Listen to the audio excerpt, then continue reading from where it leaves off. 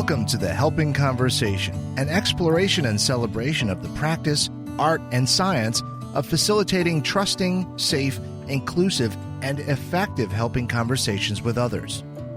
Recorded at RockVox Recording and Production Studios, Rochester, New York. Mouth off at RockVox, rockvox.com. Having enjoyed an almost 40-year career facilitating his own authentic brand of the helping conversation, your host, Executive and Recovery Coach, Keith Greer. Hello, everybody, and welcome to the Helping Conversation. Thank you so much for taking the time to sit in with us today. I've shared before on here, I believe, that presently in my life, I'm the president of my faith community. And I've had this opportunity to sit on this very small committee that we call our Human Resource Committee that really takes charge of the human resource aspects of being a not-for-profit organization, faith organization that pays people, pays our clergy, pays our office staff. And I have two people two fellow congregants who sit on the committee with me that come from the professional human resource world. And every time we have a conversation about the intricacies of the human resource world, about what they need to know, about what's okay to talk about and not okay to talk about, just within the context of our little faith community, I am absolutely blown away. And then I start thinking about what it must be like to be in the human resource world out like in the corporate side of things in today's world where there is such an emphasis on diversity and needing to be on top of that, where presently today, every human resource department is dealing with the impact of COVID on the entire workforce and what that looks like today and what that might look like tomorrow. The role of human resource in facilitating within larger organizations, the whole conversation about racial inequality and social justice. Like there just doesn't appear to be any end to what human resource folks are asked to take on. And yet I think for many people, their view of human resources, that's where we go to get information about healthcare or to complain about somebody if we're not happy. And I see my guest shaking her head. So I am so excited today to invite into the Helping Conversation somebody who is going to shed some light for us on what it means to be in that role within a larger organization. Of leading that conversation, that human resource conversation. So I'd ask you to join me in welcoming in to the studio with us, Julia Williford. How are you doing, Julia? Hey there. I'm good. How are you? Thank you so much for having me. Oh, thank you. Thank you for sitting in and being a part of this conversation. So let me share with everybody a little bit of Julia's background. As a human resource business partner for a global defense contractor, Julia is in the business of helping both employees and their organization grow to their fullest potential. She holds a bachelor's degree in human resource management and business administration and is currently pursuing her master's degree in human resource management at Florida Tech. Passionate about anything diversity, I love that. Julia holds the seat of Diversity Chairperson with the Space Coast Human Resource Association. We will definitely talk about that today. Growing up in Germany, Julia always loved experiencing various different cultures through her relationships with immigrant populations and her travels all around Europe and the United States.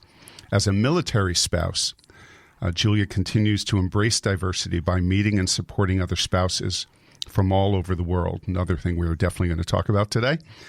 Religious, cultural, and societal diversity are her passion, and she has a history of volunteer work that contributes to the charity and equality of minority and diversity groups. So again, join me in welcoming Julia Williford. So, Julia, I always love to get this conversation started by asking my guests a little bit about their history, that how you got from wherever you were to sitting in this position as a human resource business partner with this large company that you work for. Just share a little bit of what that journey has been like that resulted in you being where you are right now. Sure. So you can probably ask anybody that works in human resources and ask, hey, did you just get out of school and say, I want to become an HR professional? And the answer is going to be no, 90% of the time, because it is just something that you fall into. I always knew I wanted to work in an office. Growing up, I wanted to wear little high heels and, a nice business dress and a blazer. And that's how I pictured my career. But becoming older and furthering my schooling, I just the business aspect alone is not for me. I've always had a trait of needing to work with people, needing to be able to assist and support people. So some sort of customer service affinity. And human resources really is the perfect mixture of that for me personally. It holds both, the ability to use your business acumen, strategic thinking, problem solving, but you still get to work with people on a daily basis. So it definitely wasn't something that I just fell into from one day or the other, and I applied. I had some jobs in between that kind of led me to the position that I am now, that actually had to do more with counseling than business in the past. So working for a nonprofit organization, working with underprivileged youth as a career counselor, helping them, homeless youth with disability, any population that was job seeking or on welfare, which was very enlightening, but also a little bit too tough for me. So I'm able to, analyze myself and say, okay, maybe I have to take a step back. It was a little tough on me to really give my all to that position, because people grew on me. Yeah. And people make their own decisions. And you as a counselor know this as well. You can only give your best advice, and people will go and make their own choices. And if they differ from what you have been working towards so hard with them, it's just devastating. So it was really tough on me emotionally. And I knew I had to get out of that career field and get into a traditional HR role again, which I have been lucky to work with a great organization for the last little over 2 years now. And I really have to say, I found a lid to my pot. Yeah, I am exactly where I need to be, and I'm doing exactly what I need to do. And yeah. All right, so I'm telling you right now that I am stealing. I found a lid to my pot. I love that. I have never heard that before. I'm writing that down. It might be a German saying. Is it a German saying? It might be, yeah. That's awesome. All right, I'm stealing that. That is one of those things that needs to be on the front of a T-shirt. That's the best. So listen, and you and I talked about this a little bit when we first met, because one of the I believe one of the requirements of facilitating a really good helping conversation is self-awareness.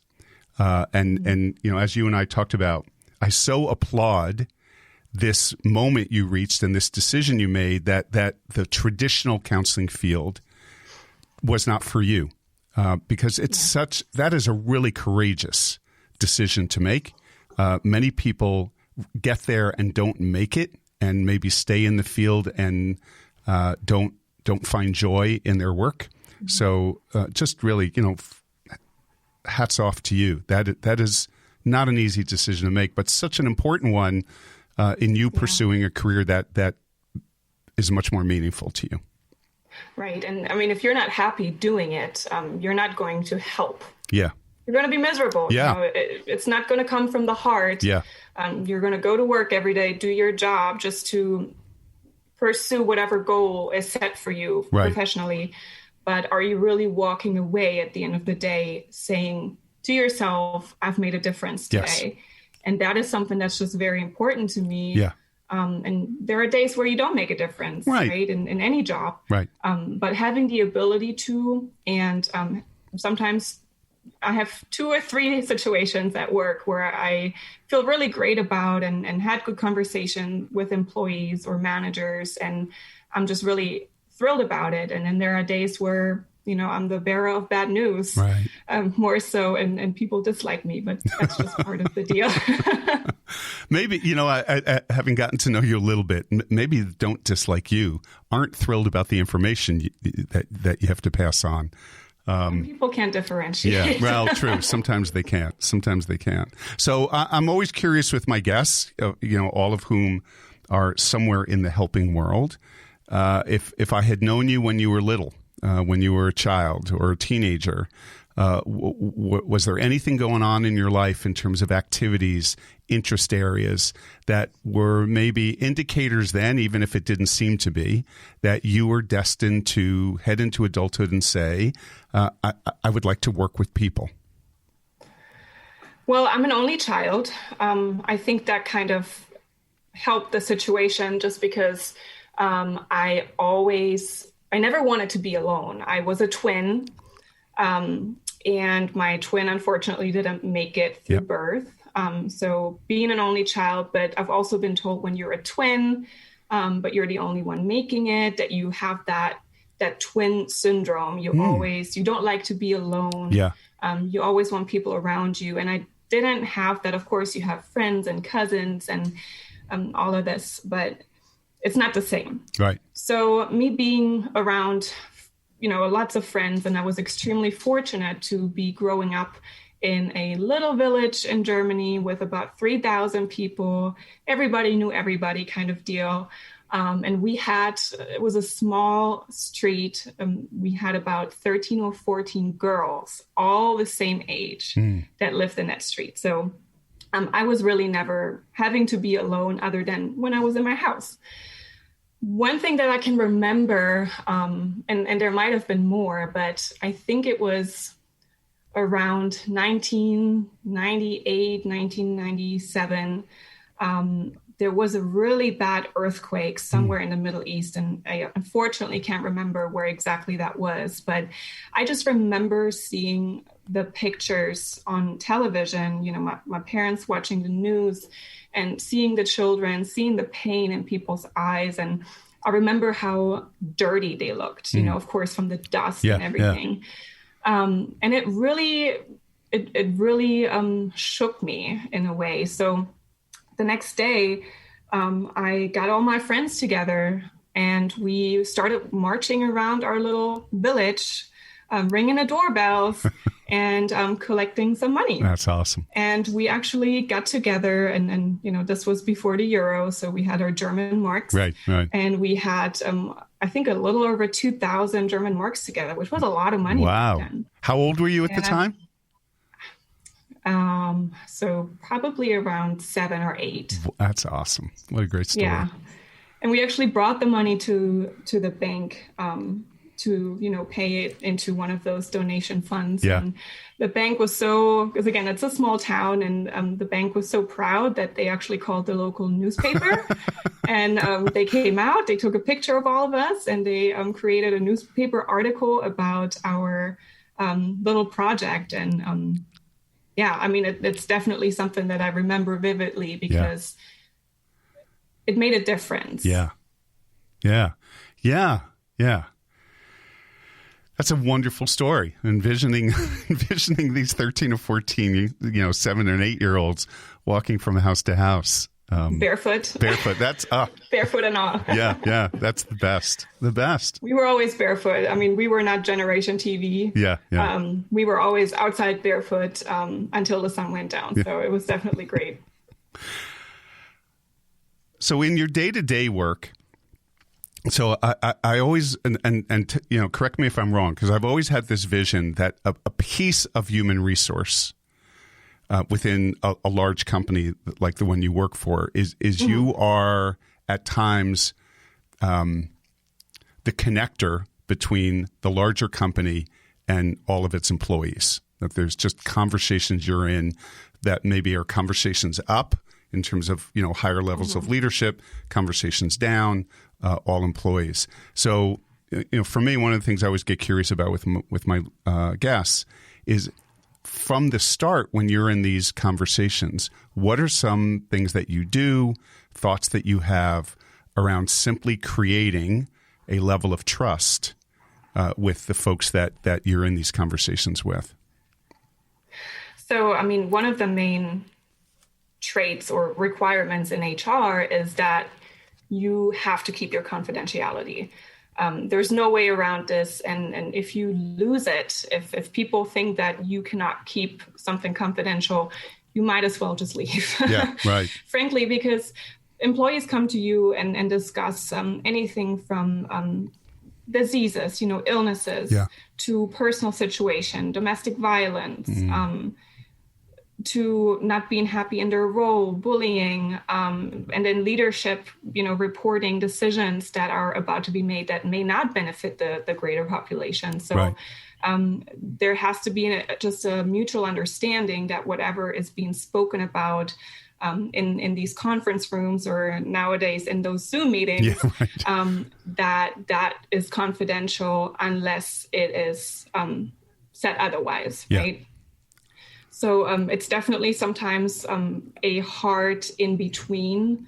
You have to kind of keep the balance between keeping, of course, leadership happy and supporting them in their, in their business strategy, and also making sure that whatever you're doing benefits our employees. Right. So it's not always easy, but it's just part of the job. And sometimes this is very enjoyable. And other times, again, decisions are made that unfortunately will not be so great for most people or for a portion of employees. Including, of course, yourself. I mean, you're just an employee like anybody else. And being in HR, I mean, I'm very lucky that I have not, and knock on wood, I have not been through a major layoff yet. But it could happen. And being in HR, I would be one of the first to know if there was a layoff, and I might get cut too. Right. So it definitely has pros and cons being in those conversations. And I'm more of an entry to mid-level professional at this point. I still have a lot to learn and a lot of growth ahead of me, but I'm very fortunate to work with a really, really great team. And amazing leadership. My director, my manager, there's so much trust that I know usually whatever they know, they will relate to us. And again, that goes back to the trust, right? Right. So that's a great point. So we can talk about trust in terms of your work maybe with an individual employee, but this concept of this, you're a member of a team, and the team trusting each other to do this very important work, is so important. So, it's interesting because I think most people, if you use the word confidential or confidentiality, most people shake their head and say, I know exactly what that means.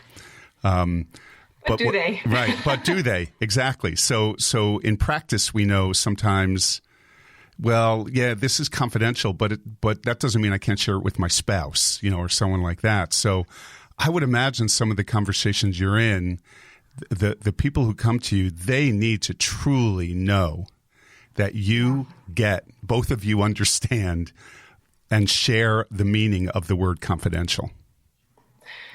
And, I know I understand, and I know I wouldn't go out and, tell my husband or my friends or anybody else that, guess what this person told me.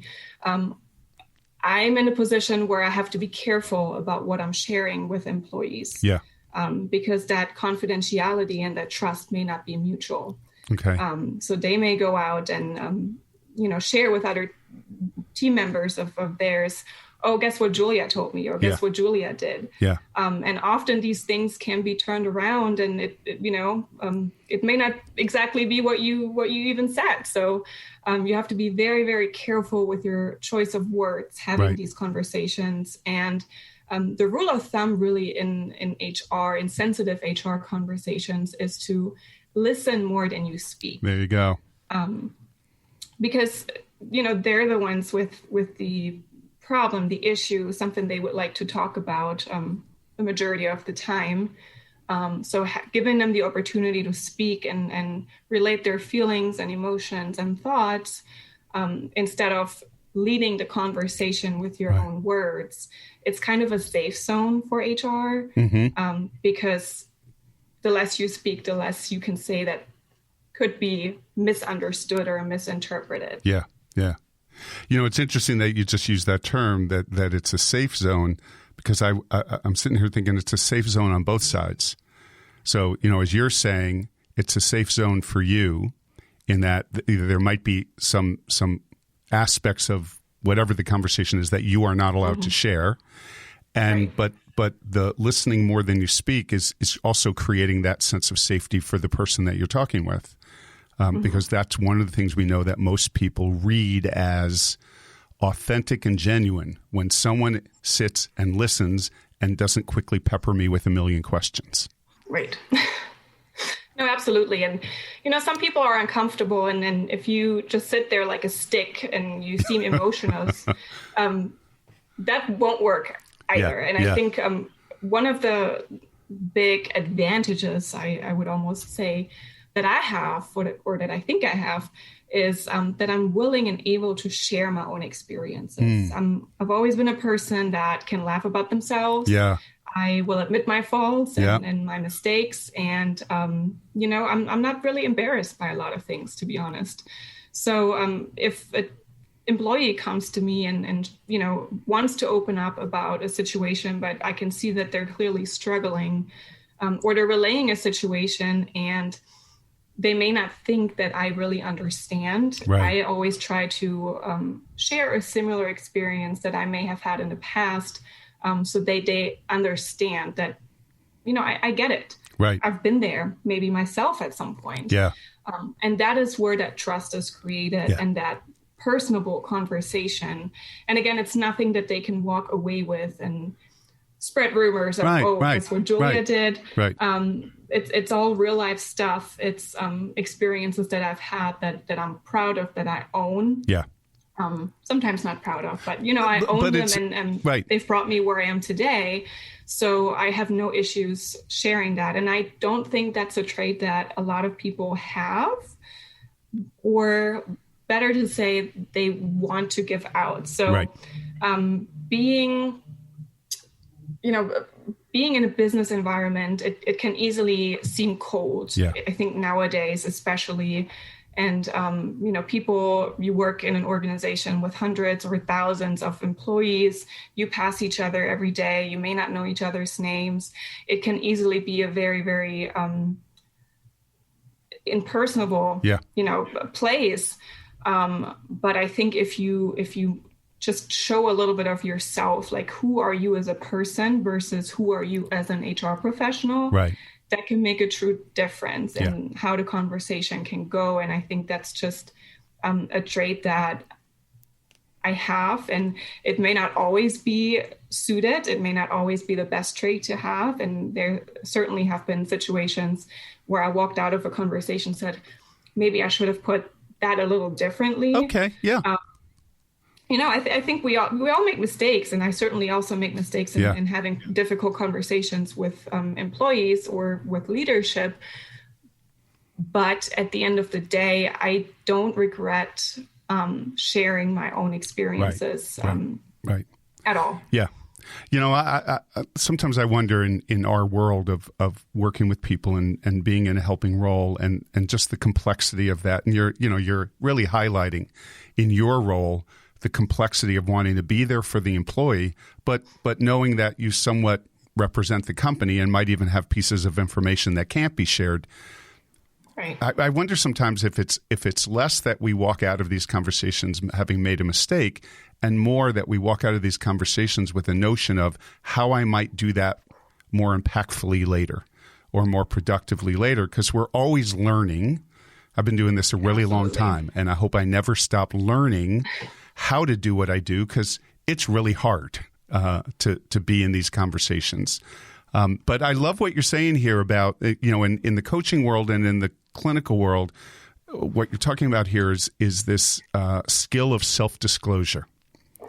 That am I courageous enough and self-aware enough and settled enough with myself and and who I am and the things I struggle with, to in a moment be able to connect with someone based on shared experience. It's a very powerful skill. I would argue, Julia, it's a high-level helping skill, because you said it. It's not a skill that everybody can pull out of their pocket. And if it's not authentic and genuine, then it sounds silly. So, Yes. Right? And people pick that up. People will pick that up from a mile away. So that skill and the corresponding, I think, empathy that goes with it, that, hey, human being, I'm with you, so powerful. And that's really a word that describes me very, very much, as being empathetic, being compassionate around, for those around me. And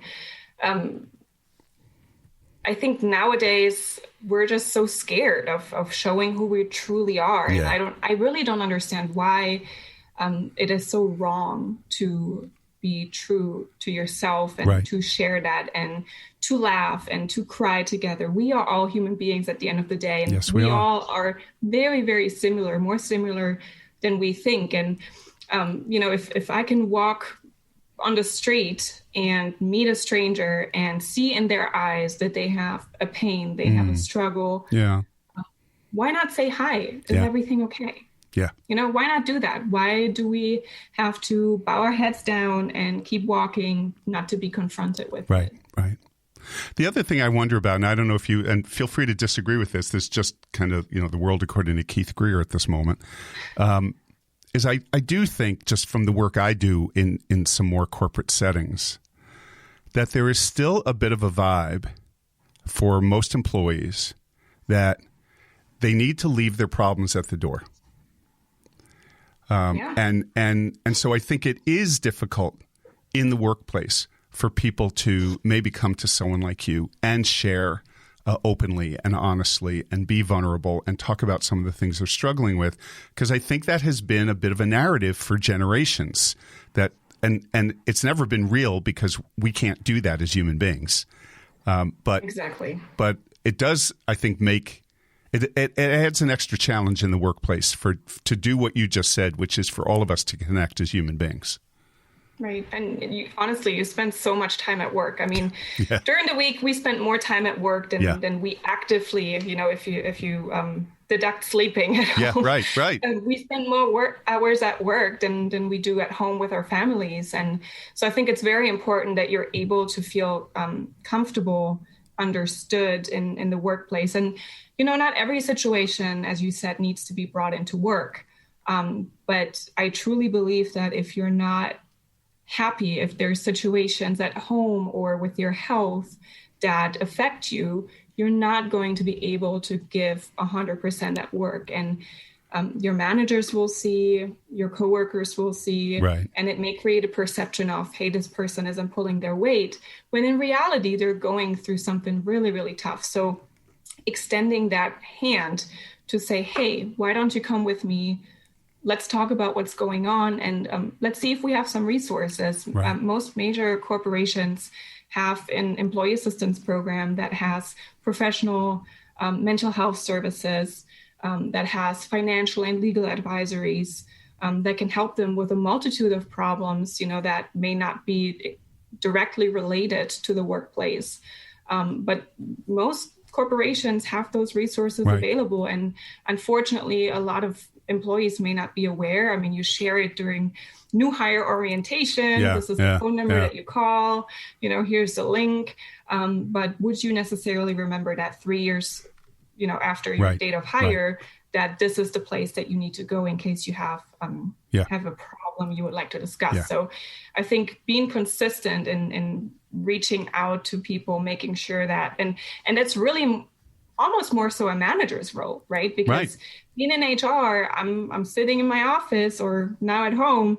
I'm not there with them every day. Yeah.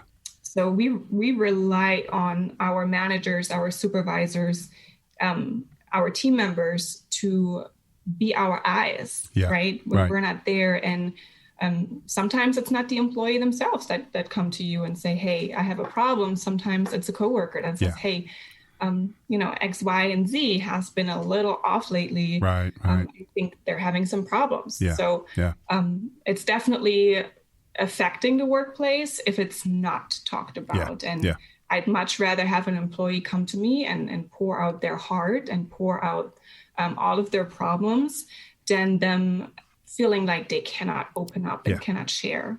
And that's the part I wonder about, Julia, that I agree with you. I think, maybe 2, 3, 4, 5 years into being in a workplace, I don't remember that initial meeting I had with HR that laid out all the wonderful benefits. I do agree that plays a role, but I do wonder at the end of the day, I'm an employee, I'm struggling with something in my personal life. If the final decision about whether I go to Julia in HR is, do I feel that that's a person I can trust? Can I trust the whole department? Never mind one person. Will we have that agreed upon definition of confidentiality? Can I share without worry that it is somehow going to be detrimental to my career? So, we're back to that trust, safety place, so that people can walk into your office and share and get the help they need and not be worried that there'll be some negative impact on the back end. Right. And there's a stigma. I mean, HR always had a stigma. I think HR will always have a stigma, but I think in the coming years, there is just going to be more of an emphasis on the work that HR does. Yes. Because without employees, without the well-being of employees, not necessarily only from a staffing viewpoint, but from our employees healthy enough mentally, physically, not just getting the right people into the door, but being able to retain them. And that, to a part, includes making sure that they're happy and comfortable at work. So, I've walked through cube farms before and people had conversation and all I heard was, psh, psh, psh, Julia's coming, be quiet. People don't want HR to hear certain things. And honestly, I don't want to hear everything. Sometimes I'm like walking past employees and they're having a conversation and they may not see or hear me coming and they're talking about something. And I'm like, no, I don't want to know.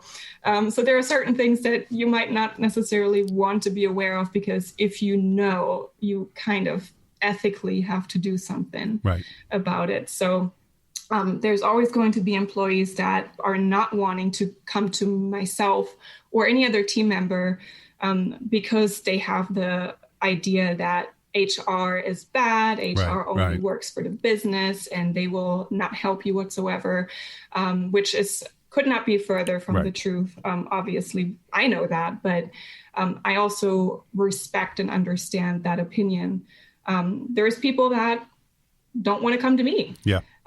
There are people that would prefer to go to my manager, would prefer to go to any other HR team member. And then there are people that prefer to come to me instead of anybody else. So, and that's fine, right? I mean, that's why we have staff. That's why we have different HR professionals. And if you click with one person better than the other, then there's nothing wrong with that. So, So I want to make sure we get to some of your work in the world of diversity, but I have one last question specific to your role more formal role within HR. I just finished a book, a biography on a gentleman by the name of Bill Campbell, who is a renowned executive coach.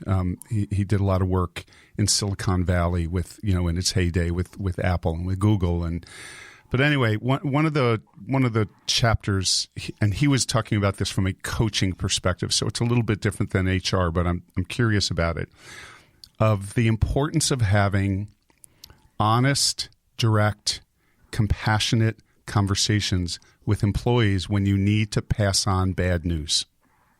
So whether it's you're being laid off or a demotion or I don't know what else would be in that category.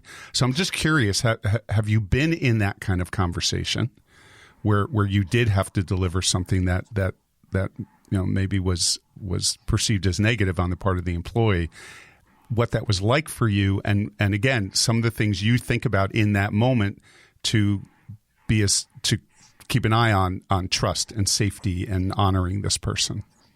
Yeah, absolutely. I mean, luckily, it hasn't been the majority of the conversations that I was in.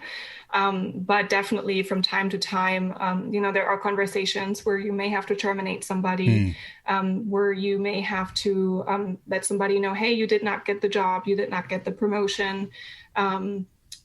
It's definitely, it doesn't get easier. It doesn't get more comfortable over time. I remember not at my current company, but back in Germany when I was working as a recruiter in a temp agency. And at a temp agency, you do kind of everything. It was a smaller firm. So I was a recruiter, but also did contracts and so forth. So I had to let go a gentleman that was taking too many smoke breaks. And, it sounds really trivial. But it's not. It's not. And, it's impacting not just the work, but it's also impacting the team because if you're not a smoker, you don't get as many breaks. And it's kind of viewed as unfair. Right. So, my coworkers at the time said, well, how are you going to tell him that? And frankly, I just said it.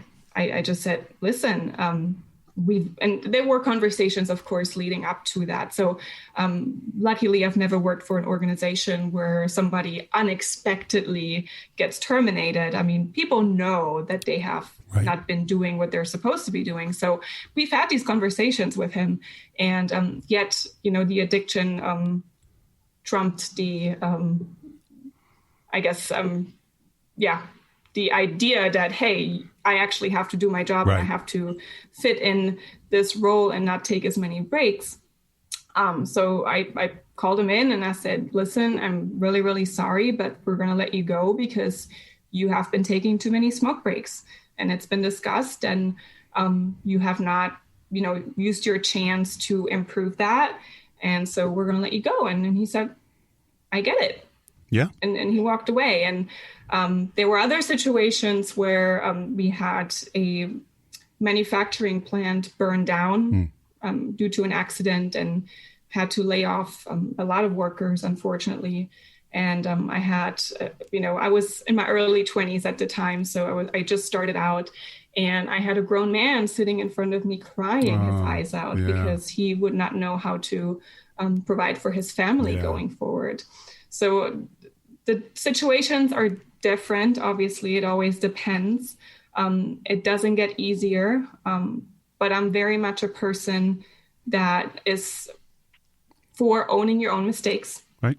So if you did something that contributed to you being laid off, terminated, or whatever the situation may be at work, it's going to be said because you need to know. Right. You need that feedback in order to improve. Whether you improve or not in the future, that is not on me. Right. But I don't want to let you go with the feeling of, I don't know why I got terminated or I don't know what happened. It's not my fault. Right. You're going to know what the situation was. So I think that's very important to pay that much respect to individuals, to be honest and upfront with them. A lot of my coworkers say I'm a little too blunt sometimes. And again, that might just be the German in me. I'm very direct. Yeah. And it may not always be the best trait of mine. But I think it's a thing of respect to be direct in some situations. Yeah. This is a very general statement. But I do believe that I would always argue that one of the greatest gifts of being a coach is that coaches speak the truth.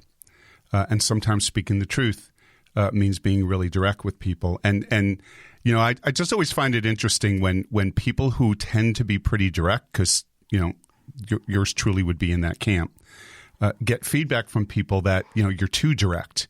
And I'm not saying that there aren't times that feedback is valid and something to think about. But I do sometimes wonder that whether in general in society, directness is a trait in short supply. And if you are direct, it I think most of the time works for people. And I think sometimes it freaks people out because people don't want to be direct. And I'd even be curious, and I don't know what your thought is about this, Julia, whether when somebody comes along and suggests that maybe, Julia, you're a little bit too direct, I wonder sometimes what the gender part of that conversation is for you as a woman in leadership versus if the same words came out of my mouth as a man. There might be a difference. I mean, HR is a very female-dominated occupation. So I haven't worked with too many male HR professionals to where I could answer that question directly and say, absolutely, this person got away with a lot more than I did. I think for me, it's more of a cultural difference. Okay. To be blunt, yeah. It's more cultural to me. Having lived in the U.S. for 5 years now, almost, a lot of Americans think Germans are rude. We don't have humor. We're rude. Yeah, to me, it's more being direct. Yes. And that is something that I think the American culture is a lot nicer in the way, there's a lot more courtesies. Yeah. People ask you, walk in a store, people ask you, how are you? People help you load your car with groceries, all of these things. We don't have that. Yeah. It's very chop, chop, chop kind of culture. It's very efficient.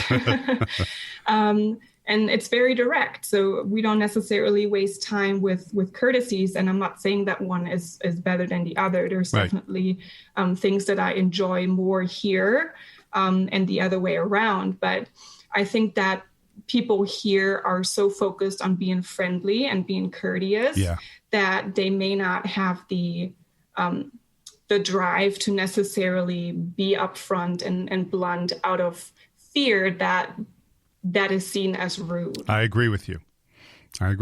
And so I don't know where the middle ground is, right? Between those two, maybe cultural differences as you highlight it. I do think sometimes that in our culture here, there's a little bit too much fear to speak the truth. There's a little bit too much conflict avoidance.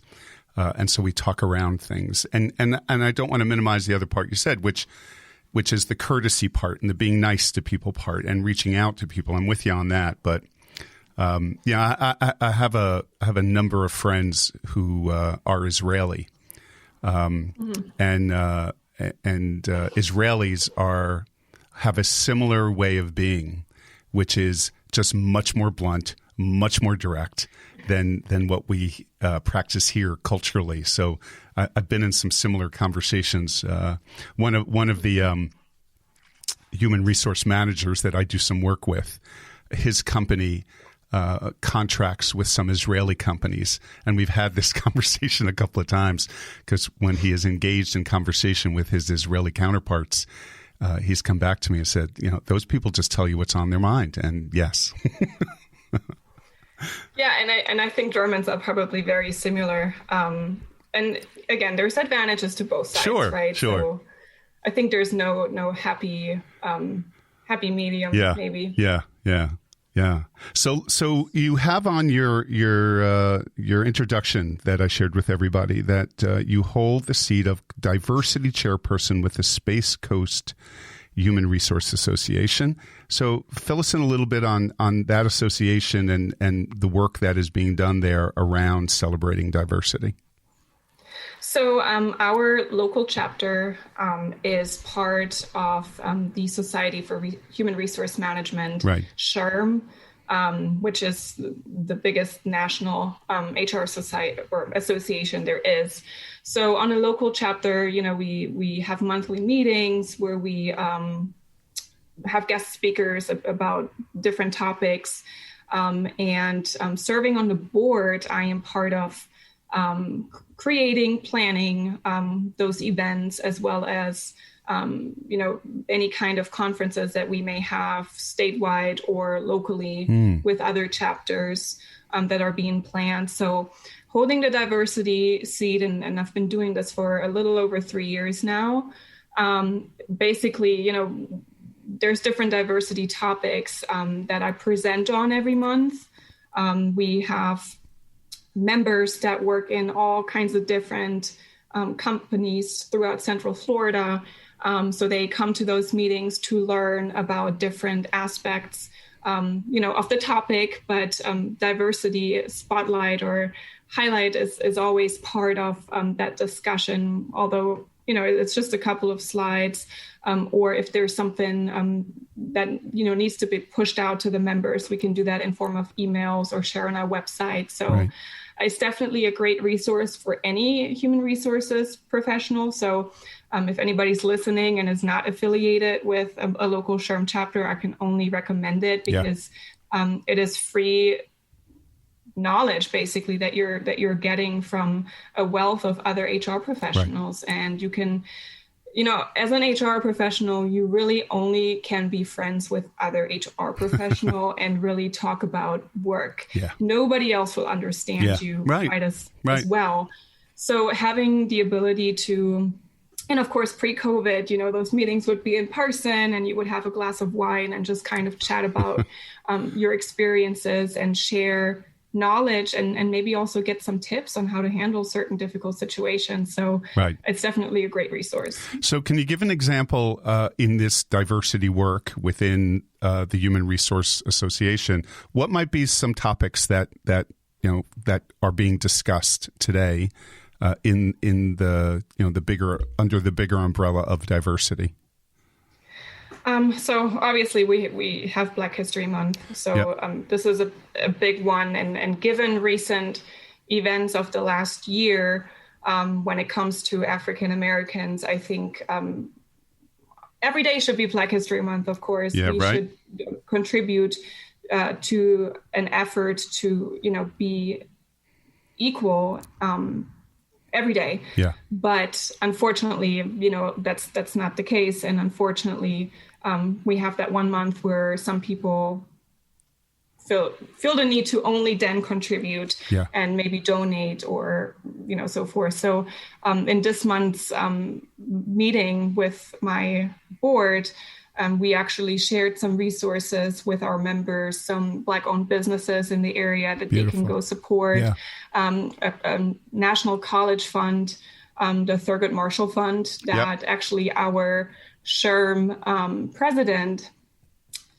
Johnny C. Taylor, he's an African-American male, and he was a board member or still is a board member of that Thurgood Marshall Fund, which is helping and supporting historically Black colleges and universities. So giving individuals a chance that may not have had the opportunity than non-minorities had, I think is important and should be an effort that is being contributed to every day, right? Or every month. But unfortunately, or luckily, we have at least 1 month that we can focus on that. Right. I say we because my husband is actually African-American. So it's a little close to home for me, seeing Black men getting killed and hurt. When something like this happens, I am afraid of him not coming home. I'm afraid. My husband is 6 feet tall. He is 240 pounds. He's very muscular and he may intimidate you. So there is a fear of him being in a situation or getting himself into a situation where he may be affected. So I'm a little biased when it comes specifically to the African-American community because I'm passionate about it because that is my family. I have African-American family. I'm also very passionate about the Muslim religion. I am not Muslim, but growing up in Germany, we have, my best friends were from Iraq, from Turkey, from Albania. I was the minority in my high school. We mainly had Middle Easterns, Russians, and Italians. So, I had the opportunity from early on to learn about these different cultures and to see, what you see about Muslims on TV, making war and, killing people and being so aggressive and violent. That is not what their religion looks like in reality. Right. And I was fortunate enough to learn that through my friends and through the exposure that I had. And that is something that I'm paying forward every day, meeting people when I hear ignorant comments being made. about, Muslims, about African American, I personally feel attacked. Yeah. And I have heard things, I'm an immigrant myself in this country. Yes. And when people see me on the street, they don't think I'm an immigrant because I'm blonde, I have blue eyes. Right. They don't necessarily hear it when I speak. But I am an immigrant, and I'm proud to be an immigrant. I'm proud to bring into this country a country of immigrants, to bring my own piece of culture and to diversify. Yeah. So that's very important to me. It's something that I'm very passionate about. And it's, it's just something that I hope that conversations that I'm having with other people, that they can be touched by it just a little bit and interested in learning about different situations. Yeah. Right. I always share. So, being the age that I am, I remember in the early 70s, in response to the civil rights movement of the late 60s, it was in the early 70s when there started to be this conversation around cultural awareness and ethnicity awareness. And it's always interesting when I think back to that time, because the first word that was used in those days was that we all need to learn how to be culturally tolerant. And when you think about that word, that is not a good word. That the goal in those days was, I just need to tolerate you if you're different than me, versus where I hope the conversation is today around the celebration of diversity, the celebration of difference, not seeing my way of thinking as better than yours, or my culture is better than yours. And as you just said, simply being open to learning what each culture or ethnic group or gender group or whatever group we're talking about brings into the tapestry of our larger culture. And, I think we're further down the road than we were in the early 1970s, and we are nowhere near where we need to be in this conversation. There's definitely a push for it, and especially on a corporate level. Right. Organizations are trying their best to put an emphasis on diversity. And of course, in the workplace, it is a sensitive topic, right? There are certain things that just shouldn't or can't be said or can't be done. I remember a few years ago, we were planning at a different organization, we were planning what to do for Black History Month. And I really had no idea, because there's such a sensitive line, right? To what's appropriate and what could be seen as inappropriate. So I came home and I asked my husband, and I said, and he's obviously in the Air Force, so it's a very, very different environment. And I said, if the Air Force were to celebrate Black History Month in your shop right now, what would that look like? What would you like an organization to do to honor Black History Month? And he said, honestly, I don't know, because there's always going to be people that think it's great, and there's going to be people who may see your effort as inappropriate, right? As why are you paying attention to this now?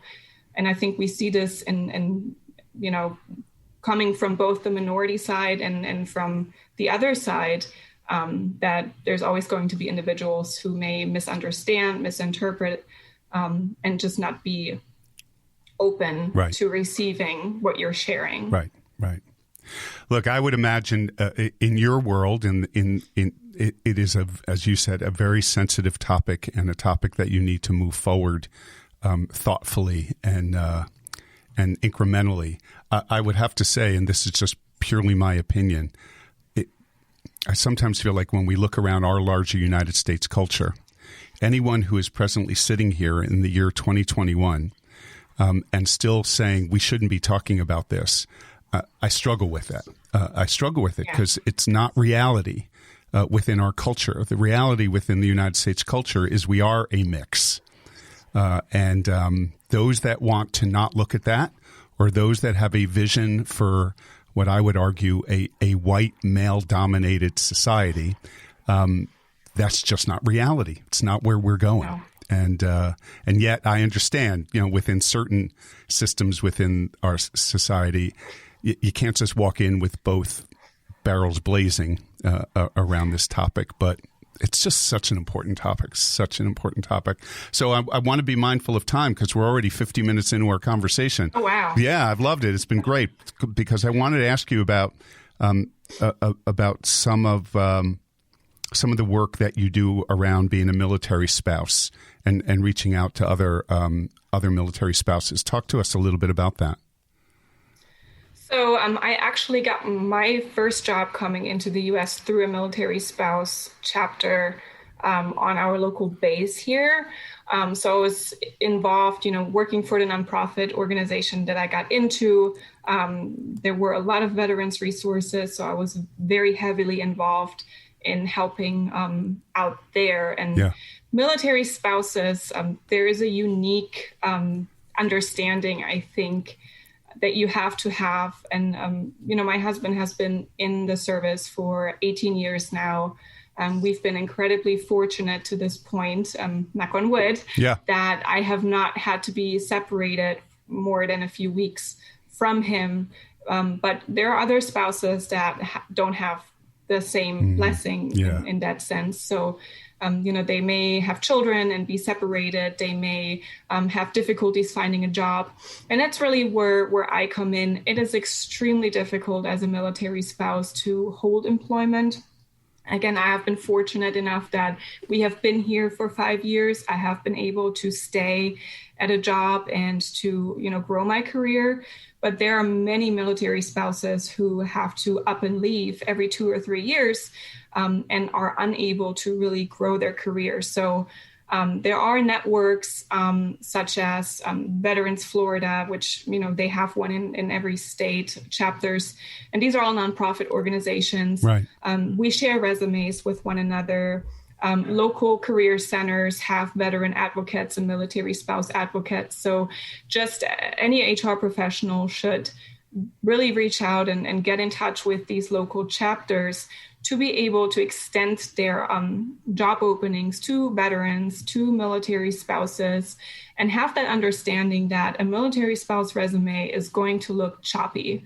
It's going to look all over the place. And it's not because the person couldn't hold the job. It's because the military has other expectations and has a different path. So that is pretty much just been a little side passion, of course. And at work, I try to push for candidates that are veterans, for candidates that are military spouses, because I just think it's so important to give people a chance.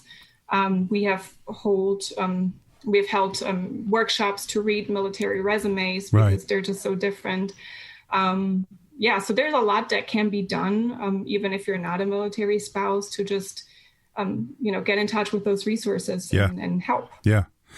All right. So that's going to be my big learning from our conversation. Besides, I found a lid for my pot. Which is, again, I just love that. That is like that one. I so dig that. That is just, it is so visual.